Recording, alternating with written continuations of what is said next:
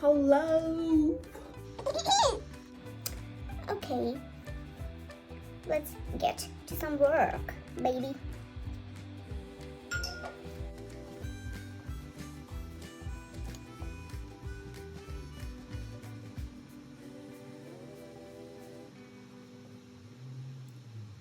So, hello everyone, and this is a vlog about how I think I survived the grad school or the masters.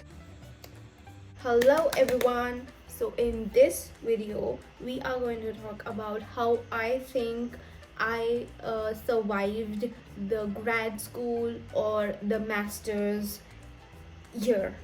Okay, so let's just dive in.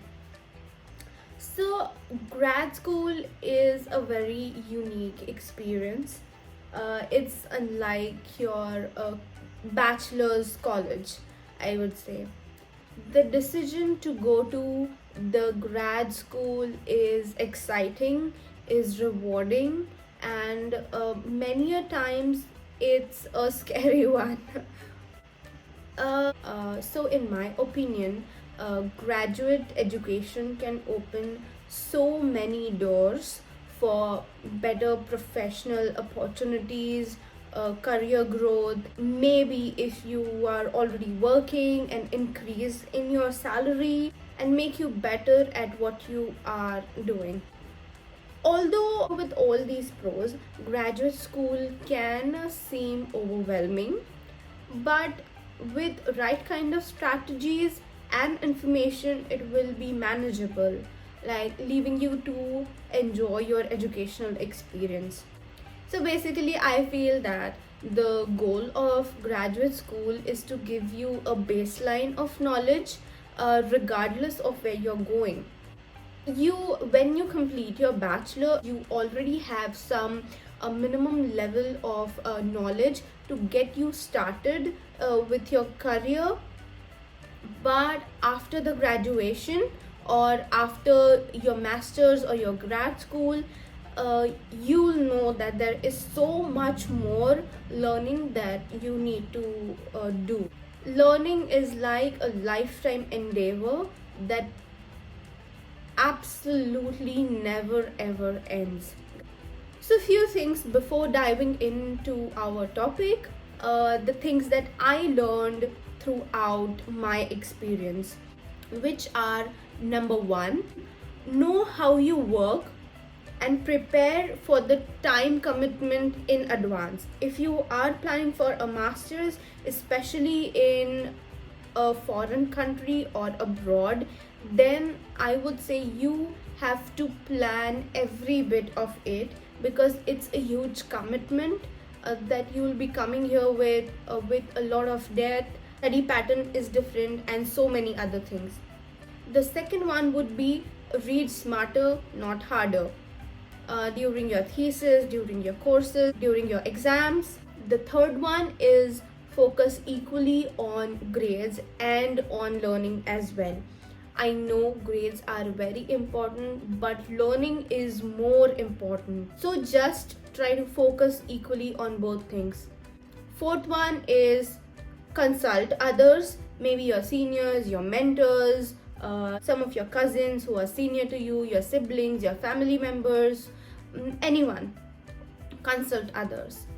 Then fifth one is: unlike bachelor's, master's courses are a little bit hectic and you have to plan them really well. Then sixth one is that keep a file for everything. So someone like me, I like to plan everything out, have a layout of things ahead of time. I would just suggest that having a file for everything or most of your things, like your courses, and for your financial plannings, your budgets, and so on. The list is just never ending. Then seventh is that be thoughtful when choosing your committee member or your project members. So this tip is just, I cannot emphasize enough. Right team members or right project members could take you to next levels, but with the wrong people, it would be really difficult. So yeah, having a right set of people, a right set of committee members or project members would benefit you in all sorts of ways. Eighth one is, guys, having a life outside of graduate school. So I learned this a hard way. I mean, having a life outside of your school is so important that sometimes the coursework could be overwhelming, and you need other things in your life other than studies as well. The next one is keeping your family and your close friends in loop. Even though you are distant physically, not living together, the timings are different, everything is kind of chaotic in the start, but trust me, keep your family members and your close friends in loop. Not that sharing every little problem with them, but at least let them know what you're going through, what things are going on in your life, what are you up to, and yeah, so on. The next one and the last one is ask for help when you need it. So coming to US, first thing that I learned was asking for help, because you won't get anything if you don't ask for it. So the most important point that I have to make through this video is everyone experiences burnout at some point of their grad school journey. And absolutely, I experienced it too, especially when I had to juggle between course load with where I had like 4 courses in a term, and on-campus job where I was researching and preparing for my internships at the same time, and also interviewing and preparing for my full-time job interviews. So it was really hectic, and I had few burnouts during that time. So yeah, burnout is a real thing. While grad school burnouts may not be in the medical dictionary, it's a common ailment that typically affects most grad students at some point in their program, especially if you are in the STEM program or in the medical field. Signs of the grad school burnout includes a lack of motivation, anxiety, depression, insomnia, and even choosing or feeling like dropping out of school, or feeling like you cannot take this anymore, feeling like you are not willing to study, and yeah, so on. So stress is really normal for any grad student, but learning ways to manage that stress will help you recover your focus and passion for your work. So here are 5 tips that helped me prevent my burnout and how I overcame that pressure, that stress, and that anxiety over the period of time. So number 1 is scheduling breaks for myself.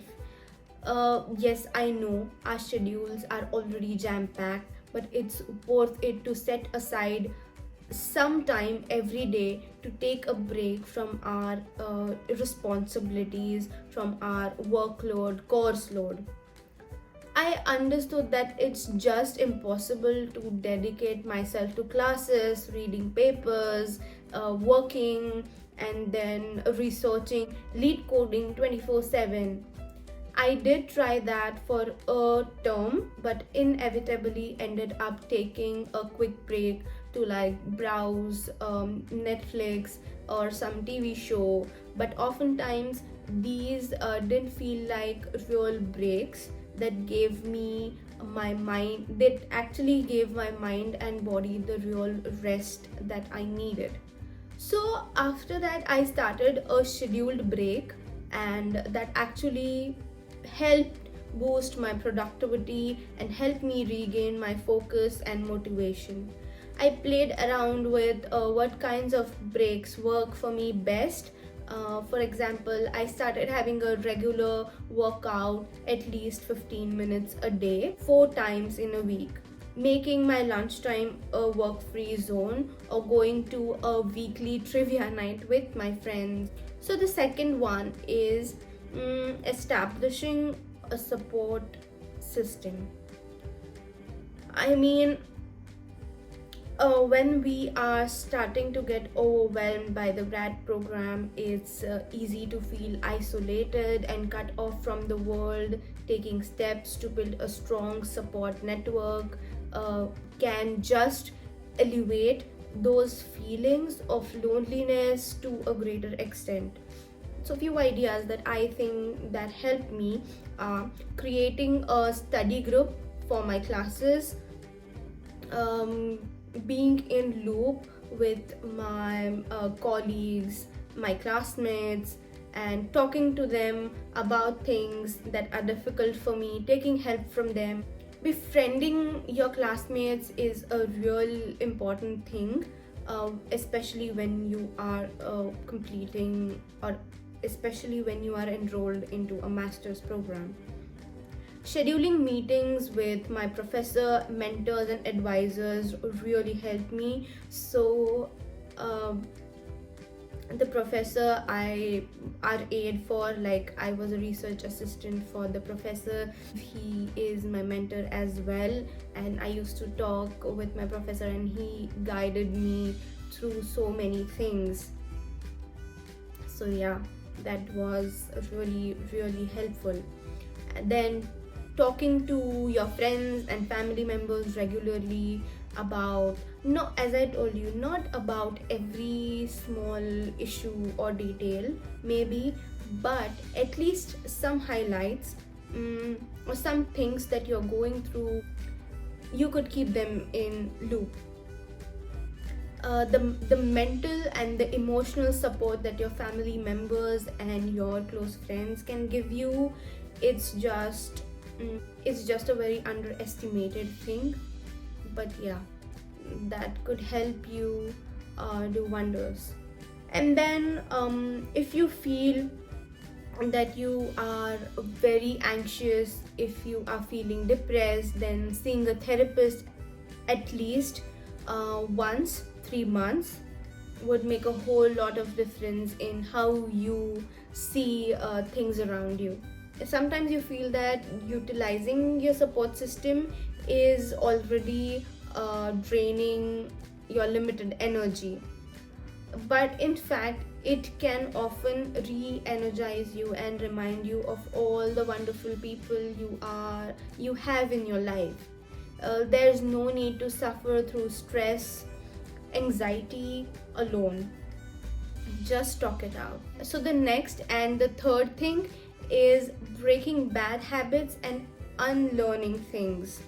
A lot of things can cause grad school burnouts. You can't change some elements like the coursework or your class schedules, but you do have control over so many other things, like eating well, exercising, getting enough sleep, which can seriously make a world of a difference. Yes, I know I sound like your mother right now, but guys, your mom's right. Right. So those all-nighters and meals solely comprised of Red Bull and ramen aren't doing your mental and physical health any favors. I did that, and I am telling you, I learned it the hard way. Eat proper food, have good exercise. If this sounds like you, then it's time to break through those bad habits. When you take time to prepare healthy meals, work out, and get a solid 8 hours of sleep every night, you will be healthier, more balanced, and better equipped to take on your work. Also, in India, the study culture is very different than it is in US. So it takes time for you to adapt, but be patient with yourself, which is the one thing I have learned through and through. Also, I had to unlearn many of my mental and behavioral patterns that I thought held me back or are not that useful in this atmosphere here in US. The next one, or the fourth one, is setting clear boundaries. So boundaries can be interpreted in several ways, like being okay with saying no to extra projects or responsibilities, being okay with saying no to your classmates who have helped you but right now is not the right time because you're already so stressed out with your own work. I learned that allowing myself to take breaks and vacations from my work actually helped me relax. And to be honest, as a student and as an international student here, going on vacations was not a thing for me, is not a thing for most of the students. But while you are completing your masters, taking a vacation does not necessarily mean going to other part of the country, explore. If you live in California, then going to the east coast and then exploring things and everything. No, you can just go like for 10 miles. What I did was I searched out for nearby places, nearby beaches, nearby cool places that I could go in a metro or hung out with my friends and then just have a good evening and then come back refreshed. So when it feels like school has taken over your whole life and you never literally get a break, it's time to try out some of the things that I suggested above.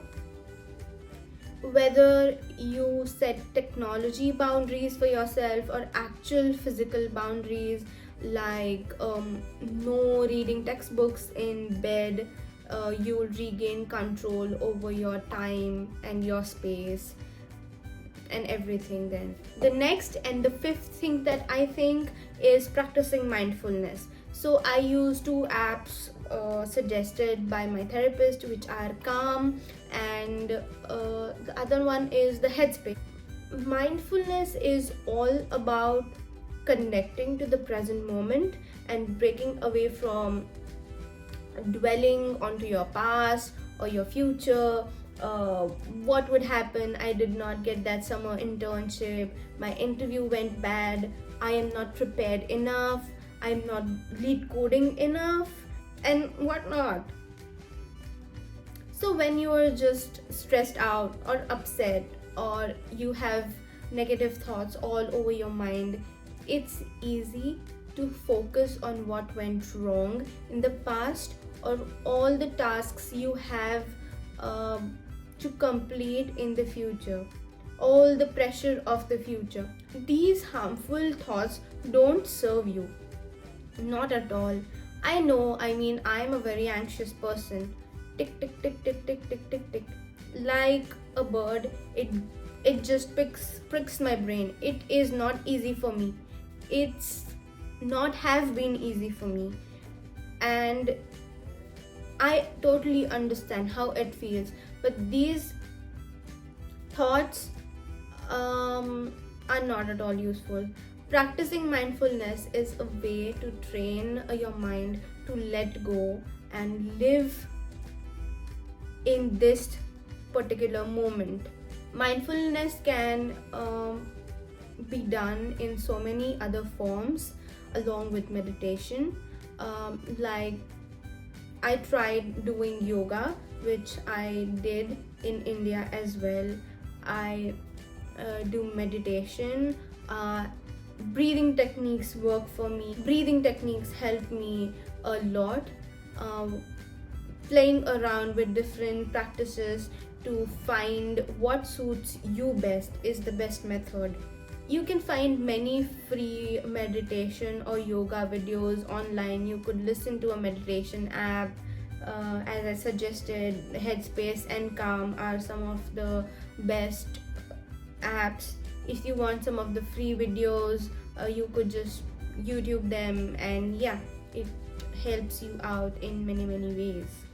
So yeah, I hope this video helps you a lot. And if you like my content, please like, share and subscribe. And if you want me to make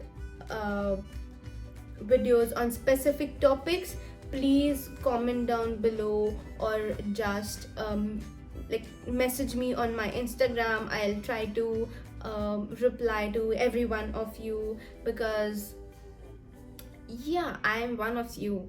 Bye bye.